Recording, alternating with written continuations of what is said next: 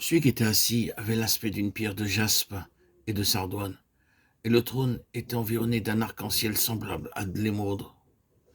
Je peux imaginer combien Jean a dû être émerveillé, comment il a dû dire « Seigneur, c'est merveilleux de savoir qu'un jour nous serons intronisés comme rois.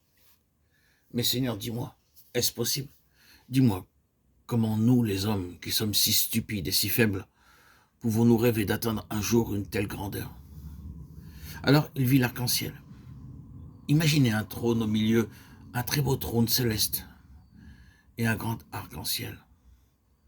Lisons Genèse 9, 11 à 17. J'établis mon alliance avec vous. Aucune chair ne sera plus exterminée par les eaux du déluge pour détruire la terre. Et Dieu dit, c'est ici le signe de l'alliance que j'établis entre moi et vous, et tous les êtres vivants qui sont avec vous, pour les générations à toujours. J'ai placé mon arc dans la nuit, et il servira de signe d'alliance entre moi et la terre.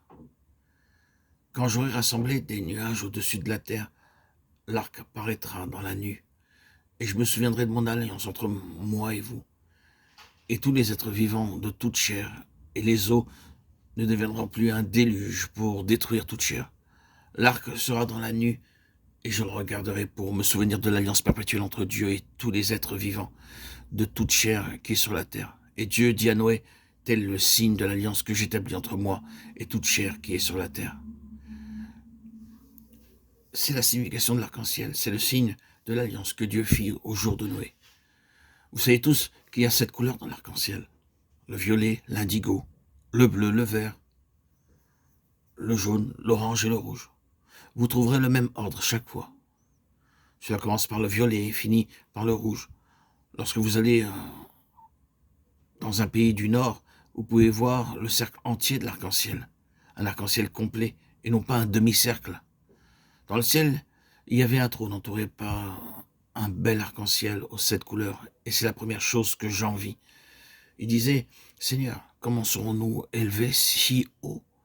Oui, Seigneur, je peux comprendre que tu es tellement tendre et miséricordieux, que tu peux pardonner tous les péchés. Je crois cela. Je n'éprouve aucune difficulté à croire cela, car Dieu est tellement plein de grâce et de miséricorde. Mais comment peut-il m'élever si haut? Je suis si stupide, si faible. Comment pourrais-je jamais croire que je deviendrai roi? Vous dites à un mendiant dans la rue, un jour tu seras roi. Comment pourrait-il le croire?